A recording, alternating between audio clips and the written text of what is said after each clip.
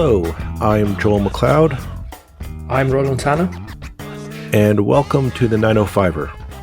The COVID-19 pandemic has been the most transformative event in recent history. Aside from the everyday use of face masks and the ongoing urgency for mass vaccination, the economic toll is still being dealt with.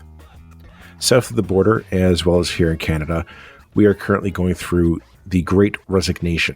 After close to a year of working from home, many employees are refusing to return to the office. Frontline workers are refusing to take up old jobs again, and the result is a mass labor shortage and low-wage jobs. In response to this, the Ontario PC government announced this month that beginning in the new year, the minimum wage would be raised to $15 an hour, an increase that almost 4 years ago they said was a burden the Ontario economy couldn't handle. And that was when a global pandemic was a laughable notion.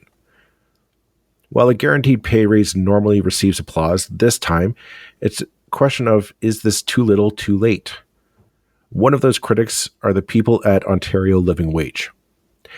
They came out the same week with a list of what they found to be a living wage in the various regions of Ontario.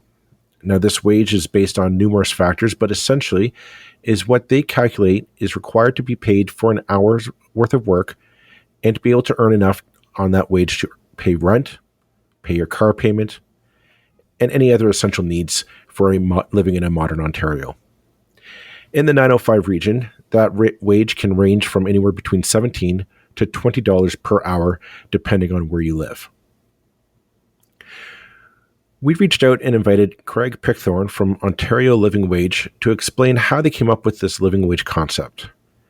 We also asked why we might need to rethink the wage system and the importance of why we need to pay someone a living wage. As well, we asked him why Premier Ford's pay increase is just a drop in the bucket compared to what workers and this economy really needs, and the changes that we're all facing and we need to face facts with. Now, before we begin our chat, we'd like to remind you to help support our podcast by going to our Patreon link in our show notes and help support us financially. For only a few dollars a month, you'll be helping to produce great episodes like this one. And it doesn't take much for you to contribute, but it does go a long way. So please sign up today. And now, on with the show. Okay, I'd like to thank Craig from Ontario Living Wage for joining us today. We are coming off the announcement from Premier Doug Ford of raising the minimum wage to $15 an hour this next year. But Craig, maybe you can explain to our listeners why a living wage and a minimum wage are not the same thing. Yeah, sure. Thanks for having me on. They're not the same thing because one is politically set and the other one is basically a spreadsheet, a calculation. So the announcement is technically a good thing, and we should, recognize it for what it is. It's a 4.5% raise for, just about 750,000 people that work in Ontario. But for example, in Peel region, when we calculated the living wage there, it turned out to be $19.80. So that's a difference of course, $4.80. That means that every week, someone working full time on minimum wage will be short $186 or $168 per week on trying to make their bills, make their ends meet. So that's the difference between a minimum wage and a living wage. And when you guys calculate the living wage, what goes into that? How you just don't pick this number out of the air, I assume? Yeah, that's a good assumption. What we do is we look at factors like shelter costs, transportation, childcare, and food. Those are the big ones. We also look at expenses like internet access and also cell phone plans for the parents that are working full time. And so what you get is you also add in any government taxes, transfers, or benefits, and you get this hourly wage that working adult supporting.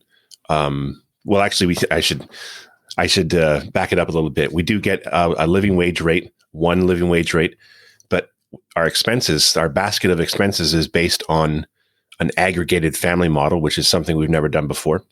So we look at the expenses of a family of four. That's two adults working full time, supporting two small children, then a single parent, and then just a single adult living alone. So yeah, that's what goes into a living wage. And there's something I thought was interesting when you released the spreadsheet, kind of and calculated the various regions in the province, and even here in the 905, the discrepancy between a living wage varies drastically depending on where you live. Niagara is not Mississauga, and Mississauga is not Hamilton. And there's sometimes a discrepancy of $17 to even $20 an hour. Yes. It just kind of shows just like how the wage discrepancy is so vast just within driving one region or one crossing the street almost. Your cost can be so drastic. Yeah, it comes down to, a lot of times it comes down to the availability and prevalence of public transportation, because if it's determined, we have local organizers that help us with this, so that we have that local perspective. But for example, if it turns out that there's not like a viable public transportation, then we got to have our family own one and sometimes two cars. So that can really drive up the living wage rate. Also, the availability of childcare, can affect that as well. Especially subsidized childcare spaces. If there's not a whole lot of those around, then like in Toronto, the rate goes up quite a bit. Obviously, back in 2018, when this current provincial government came in, they were somewhat famously to me anyway, they cancelled the increase of the minimum wage that was scheduled at that time to $15. And the excuse, or the explanation, as it always is, was this is a burden on employers, and it's going to cause a loss of jobs. It's not going to help people. How do you respond to those sort of traditional objections to increases in minimum wage, and what's different now? Why do you think they've suddenly decided that $15 is okay after all? Or, obviously inflation and other economic changes have happened in the meantime, but why can we afford it now when we couldn't afford it a couple of years ago? Yeah, and I hear a lot of objections. Obviously, they tend to be the same objections that we hear before the pandemic. So it's curious, like the objection that, well, we didn't have any notice about it. There's no consultation. I say to that, you know what? Easy fix. Just pay a living wage, follow us, certify with us, and guess what? You're going to know exactly the day at which the living wage rate goes up. That's the first Monday of November. And you're going to know how we got that number, because we show our work, and it's going to happen the same time every year.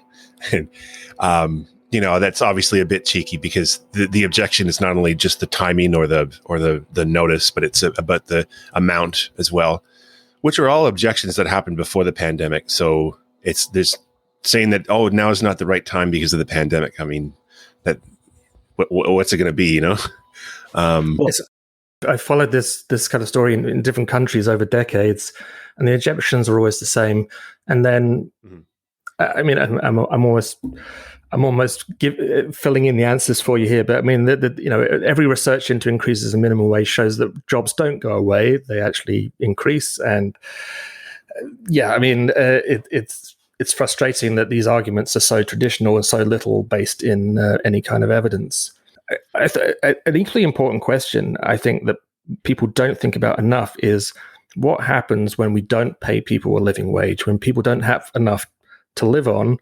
What are the implications for all of us, including those of us who are full-time employed with better than living wage incomes? Yeah, it's a great question, because it places people who are underwaged, who are locked in a cycle of working poverty. It places them within society, because that's, they're not just isolated. It has impacts in society. When someone can't make ends meet, they can't participate in their cultural and civic life. They have to make these horrific choices between shelter and food. That's just isn't good for anybody, including those at the upper tiers as well.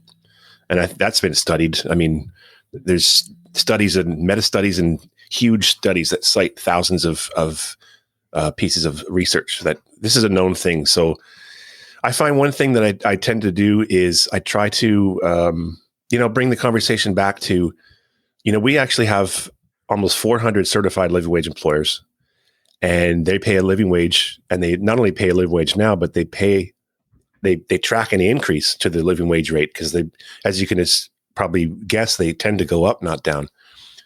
And so those employers report all sorts of benefits, and sometimes that's the best counter to, tempted as we may be to cite academic research.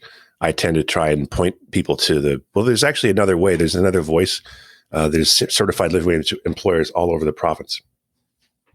Well, I just would quickly follow up on that, and I think I wrote an article about this a few years ago, and the comments that it received, one of the things I said that really seemed to resonate with people, which is not, and I'm blowing my own trumpet here, is that when we don't pay people a living wage, what we're doing is subsidizing bad employers, because we end up paying for the difference. When someone doesn't have enough to live on, we have to through either through benefits or through increased health costs or through the costs of the social ills that arise from people living in poverty. And it's like, if we basically say, well, let's stop subsidizing bad employers rather than because it's going to benefit all of us, it gives another angle to the whole story that kind of illuminates why we want to do this. It's just not a matter of being nice to people. It's a matter of a social good for everybody in society. Is that an argument that makes sense to you? Oh, for sure. Yeah, it absolutely does. There's about 18 different ways to make an excellent case for paying someone enough to make ends meet. I mean, I also find it's just deeply unfair that you can work full time and not be able to make ends meet. And there's some, we certify employers all the time. We're actually certifying new employers at a faster rate than before the pandemic. And, everyone just understands it's really not, it's not right. It's not fair at all to be in working poverty, because that was supposed to be the deal. If you work full time, and there's a lot of people that are surprised to know that the minimum wage floor is a politically set thing based on what they think they can get away with. And it's not a calculation. Some people actually thought, I thought they already did that. I thought it was sort of like a calculation like the living wage. It's not. So even folks that are maybe struggling in their own affairs, in their own business and whatnot, they may say, I can't do it right now, but I acknowledge that it's not right, and something's got to be done. And we work with employers to incrementally get to a full certification status. So it's I think it's the concept of fairness is the number one thing that resonates with me. You touched on a lot of things there, Craig, and I have a ton of questions to kind of branch off of that. I want to come back to the employer side first off. We're hearing right now about the great resignation happening, where all these employees who are laid off or couldn't come into work because of COVID, all these minimum wage employers are expecting people to come back, and they're not returning to work. And I'm wondering, maybe you can you're more in touch with the employers than we are. Can you give us a kind of a sense of what the employers are feeling now that, these minimum wage employees that they were depending on to serve food, to make sales, whatever have you, they're not happy with working a minimum wage job for really less than what they can make to survive. And I'm wondering, what are the employers feeling about this change in dynamic, and do they see this living wage certification or the idea of a living wage? Perhaps that's the path to getting back the shops open and the restaurants back open to full capacity. Well, we ask all of our employers when they sign up, how do they find the living wage and how do they find out about us? And then when they recertify, in a year's time, we ask them, what are some of the things that you noticed since you've been paying a living wage? And a lot of times, this is an open-ended question, but a lot of times they say, our recruitment costs have gone down. There's less turnover. There's less training costs. So all the costs related to losing workers It's not just you don't have someone to do the labor. When you get the new person, there's costs involved in trying to get them situated in your business for that new person. So all those costs are a lot lower, is what they're reporting. So it's related to that, to retaining workforce, and it's really people that are bellicose about the fact that workers are staying home and well, not now, but they were, accepting CERB because they made more money on CERB than they did in their jobs. Well, that's really an indictment of those jobs, isn't it? It's not about CERB, or it's not about the workers being, whatever. It's like, well, this is what the emergency government, the emergency measure affords you in a time of crisis, and that's more than your job pays. That's a real, really tone deaf commentaries. I noticed as well that didn't seem to understand that. But well, I want to touch on that note that you mentioned, Craig, about there's almost a bit something about the inherent dignity of work. We can all remember probably our first part-time or our first minimum wage job. You're probably working in a fast food restaurant, serving fries and burgers or whatever have you to customers, and there seemed to be a sense of like, well, that if you're working that kind of job, you should be able to be taken advantage of. You should have to come in and work the hours that you want, that the employer wants you to work, and the conditions that the employer wants to serve you in or have you work in.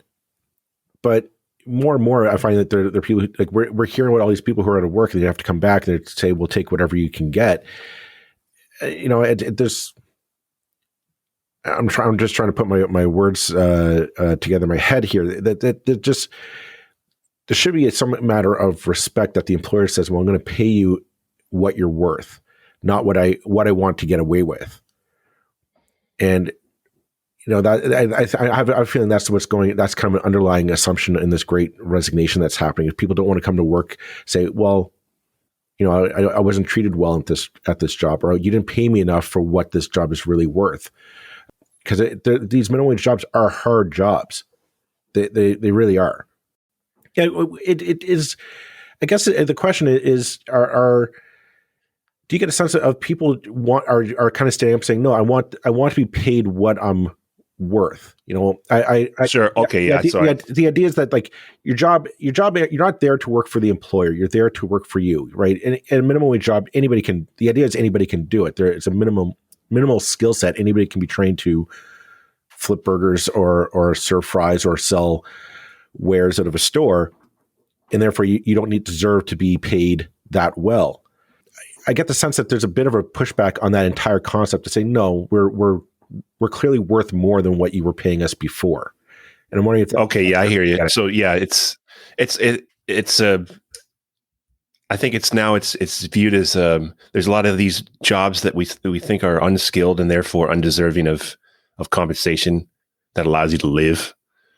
But whoops, the pandemic, and then, oh wow, we really need those cashiers and we really need those warehouse workers, and maybe that job is not as unskilled as we thought it was.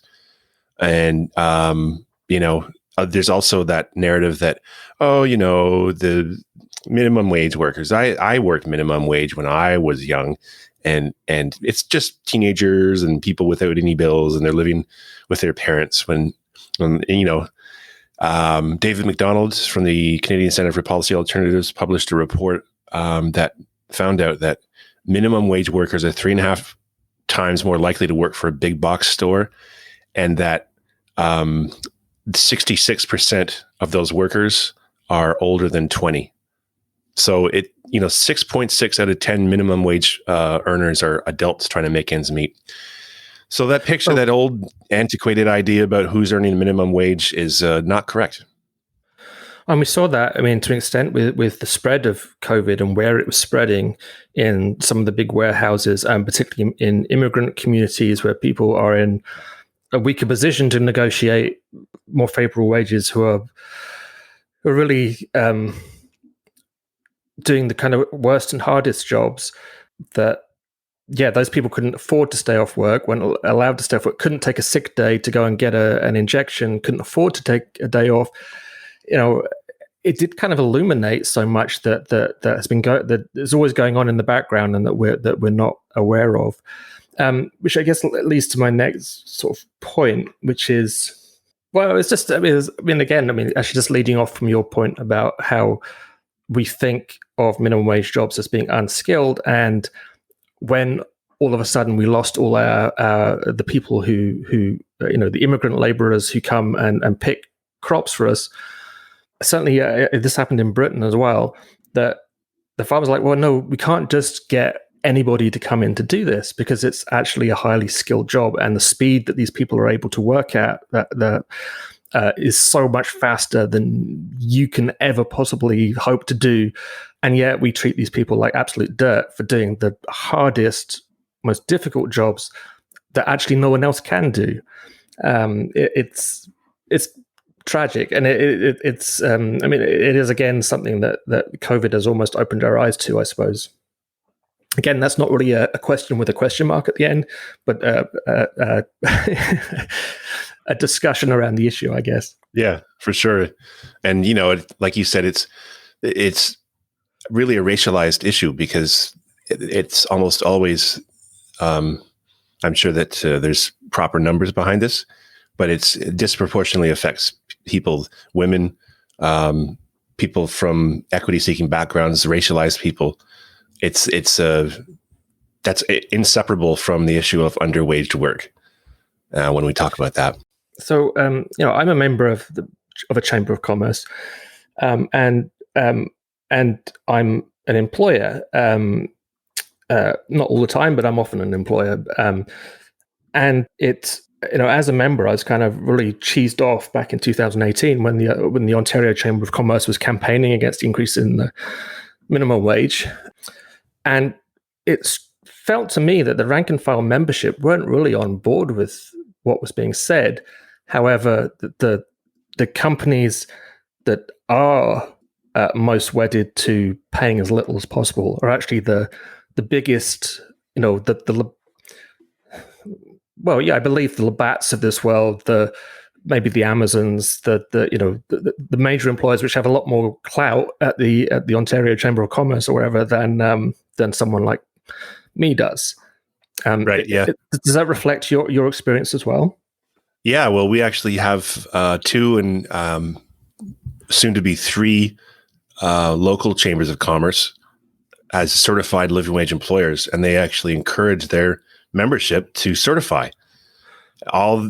Meanwhile, the Ontario level, the upper levels were campaigning against it. And then at the same time, we had certified living wage employers, if you recall, in the Bill 148 time in 2017, they had delegations all over the province to hear from business owners and people. And so certified living wage employers would go and delegate to government on that. So yeah, it's a sort of a dichotomy there. And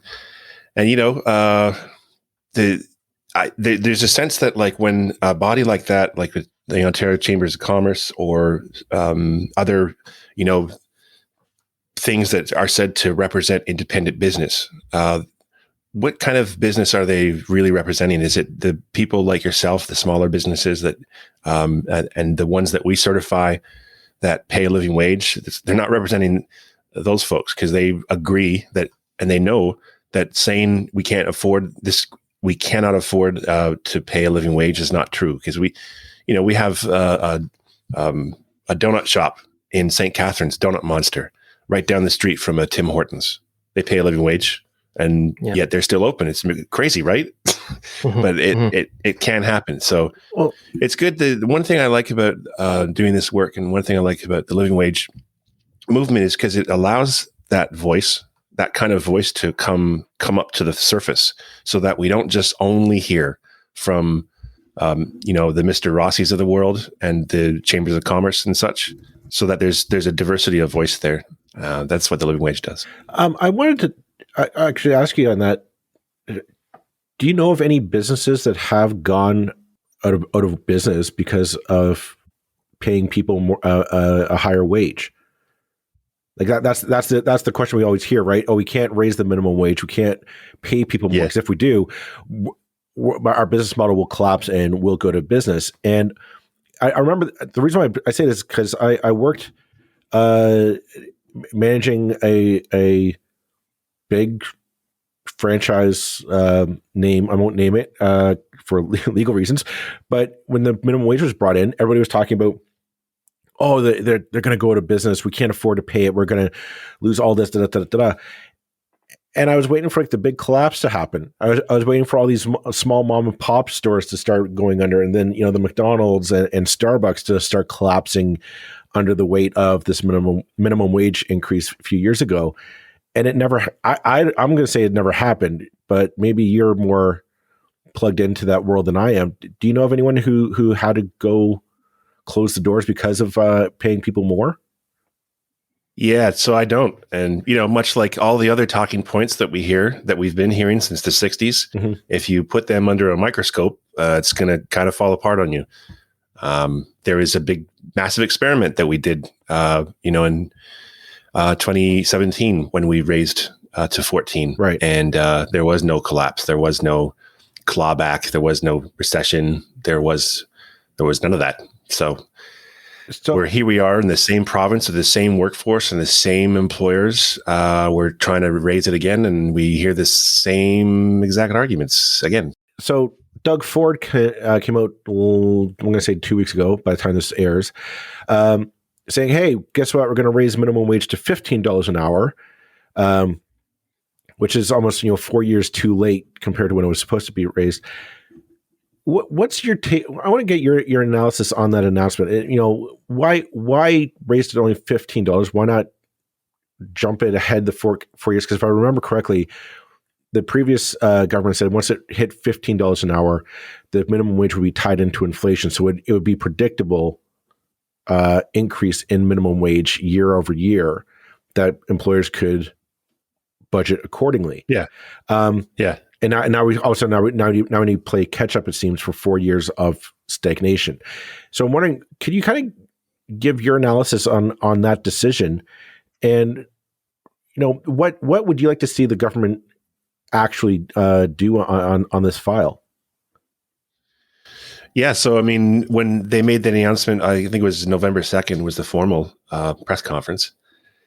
And then you immediately started to think, yeah, what would it? Okay, so if they did the 15 and then incrementally increased every year since 2017, yeah, there'd be actually places in Ontario, like in Hamilton, where the living wage is just calculated at $17.20, that the minimum wage would be close to it. I mean, closer than it is now. And you would have places in Ontario where you could almost see the minimum wage be close to the living wage, which is frustrating to contemplate that we're not there already. And that if they could just I remember they asked them, why now? What's the reason? And that you didn't do it before. And he sort of cited the pandemic as the reason for that, I guess, which is kind of spurious, but yeah, it doesn't, I think he just sort of, there was like thought bubbles floating around and he kind of reached up and grabbed one.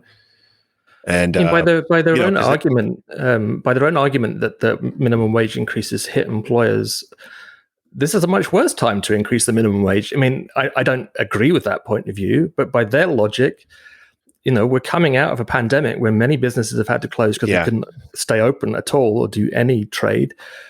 And now you're going to increase the minimum wage. I mean, someone made a point on Twitter actually I thought was interesting, and I was wondering if you think there's any credence to it, which is that because of the kind of reluctance we're seeing for people to go back to, the restaurant industry. I know quite a lot of industries are struggling. It's an employees market at the moment. Like, people are not taking jobs just because it's the only job available to them. That as a result, employers are already being forced over $15 because they're having to increase wages because that's what employees are demanding. Therefore, this $15 kind of means nothing. It's an easy gift for the province because employers just having to do it anyway. Do you think there's any truth to that? I can't say. I mean, because it's something that's worthy of a closer look. I'd have to believe that while there's some prevalence of people, trying to compete for recruitment by going above 15. Still, the vast majority has got to be still at minimum wage. I would believe. And there are exceptions in any case. There are exceptions for restaurant staff and the people in full-time education. Am I right? Yeah. So they actually got, that's one thing that I feel they kind of buried the lead. The biggest part of that announcement in a way was the getting rid of the server wage, which was really? $12 and something. Yeah. That's going to be huge, which is huge. And my thoughts go out to, people that I know that own, bars and restaurants, where that announcement just is sort of coming with 2 months notice.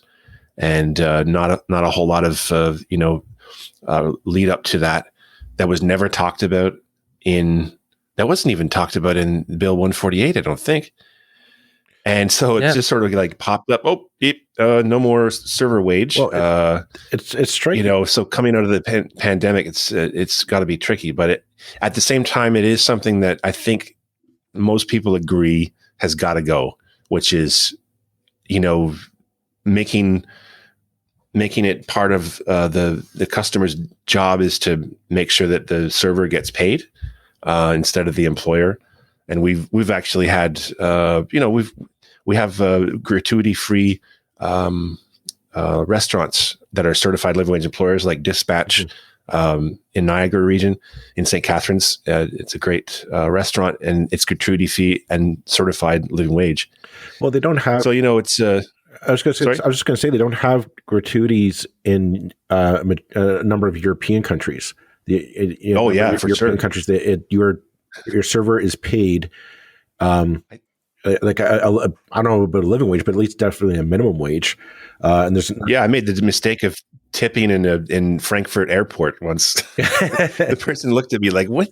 Oh, you're American, okay." It's really not. It's abnormal. It's, I think, North America is one of the last jurisdictions that does gratuity, and it's horrible. Well, and the 15-20% origins to it. Yeah. The most amazing experience, just as an anecdote, was going to Australia and taking a taxi. Where when you get out, if the bill is $20.50 or 20, the taxi driver will round down to $20. It's like, oh wow, this is a different kind of world. Anyway, that's just my. But so that to me, I think was one of the bigger announcements. I mean, obviously, it's a 4.5% raise for the regular minimum wage, but then much larger for the servers. Would you like to see the government maybe jump up the minimum wage to maybe like a median amount, because your organization has provided again kind of a discrepancy between, like, some cases $17 to $20, I think even $21 perhaps in some regions. Maybe take like a median wage, say that's the new minimum wage. I mean, we kind of already do that. Like, each living wage has an aggregated family model within it, and each living wage region, you could divide our regions up. We have 29 currently. We're working on covering the entire province with living wage rates. So they are essentially already sort of aggregated. In the UK, for example, they calculate the living wage for London and the rest. So they have two calculations. Okay. So they're more simplified than we are. But what I would like to be put out of a job when the province decides that they're going to make the minimum wage a living wage that they calculate every year. And it's a calculation. It's not. I mean, we should take politics out of establishing the income floor. It should be a calculation. Well, employees shouldn't be able to. Sorry, Joe. Go ahead. Well, I was just going to say, like, that's what makes. I think that was what would make most sense for everyone. I mean, the workers definitely, so that they know they're not. Your every 4 years, your election cycle, your livelihood isn't possibly on the line. But more importantly, I think it provides certainty into the economy, because if you're an employer who would be paying a minimum wage or a living wage, to have that predictability of saying, well, okay, I know every year this expense will go up, X amount, I'm going to be paying an extra 20 cents an hour. I can budget that. I can adjust my pricing or whatever have you.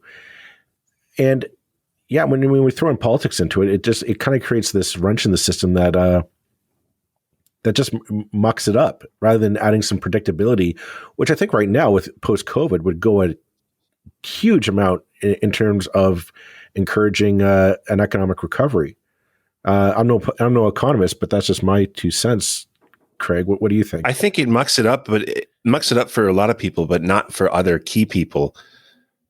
It really, having a politically set minimum wage serves very, very large businesses, right? I think.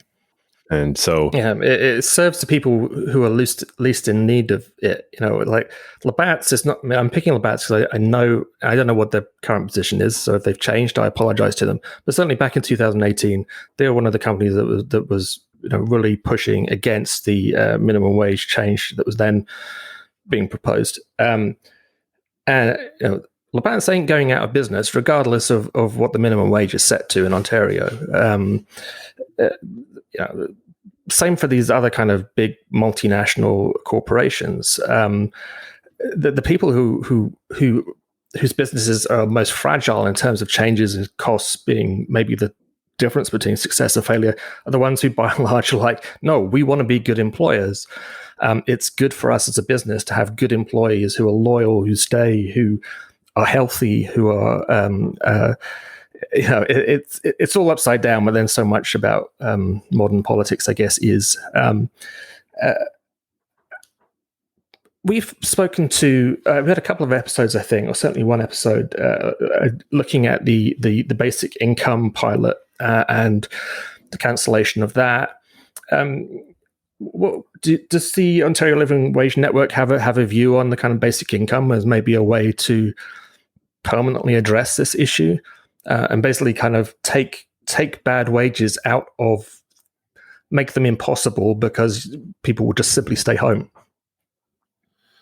Yeah, a lot of the people that work with us on the living wage movement are also involved with the basic income, of course. And so it's really, we share a lot of values in that, you should have what you need to live. That's a basic human thing. Mm-hmm. And that's what the basic income is all about. So we sort of looked on when they canceled the basic income pilot. It was doing really well and was making headlines all over the world, was showing great results and dismaying, what am I trying to say? Like it really countered a lot of the narrative. Well, they're just going to sit at home. And no, actually what they did was they developed their professional lives. They went back to school, all those things that we always got to counter with instead of hearing about that first when we talk about, basic living and income. So yeah, we look upon that with, it was really sad when they canceled it and wonder if they're going to bring that back too. Like, I guess everything that's old is new again. Sometimes with this government. I see that we're coming up on our 40-minute mark for recording. So I think we're going to wrap up this episode. But Craig, I very much appreciate you taking the time to come on and talk about the Ontario Living Wage Network and just how transformative it could be to a post-COVID-19 economy, especially not only in the 905, but I think in Ontario and Canada as a whole. Yeah, well, thanks for having me on, Joel and Roland. I really appreciate it. It's been a good discussion. It's not often I get to have a long-form discussion about this, so it's been one of the good things about having a podcast. That's right. Yeah, that's very much what we're trying to do in this podcast is, get beyond the sound bites. Wonderful. Excellent. Thanks so much for joining us. Thank you.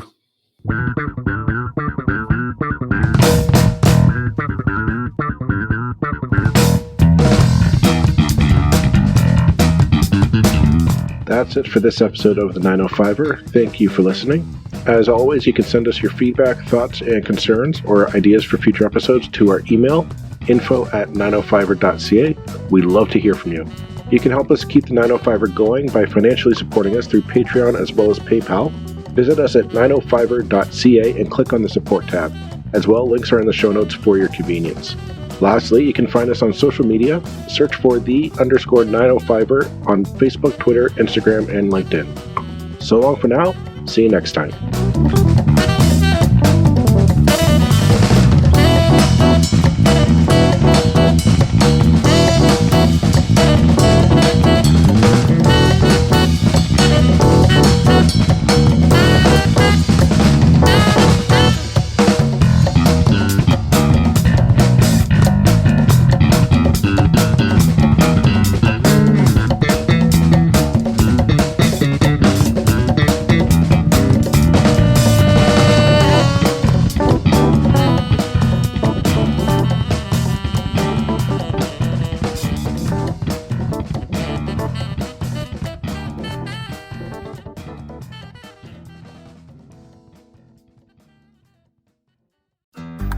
Looking to make the most out of this life and optimize your personal wellness? Then check out the Natural Man Podcast. Join me, host Mike C., as we explore all areas of human wellness, physical, mental, and emotional. Learn strategies to optimize your own well-being and be in the driver's seat of your own health. Remember, your doctor works for you. Learn biohacks, neurohacks, ways to improve sleep, and ways to optimize your body and your mind. Check us out on Apple, Spotify, the Fountain app, and at naturalmanpodcast.com.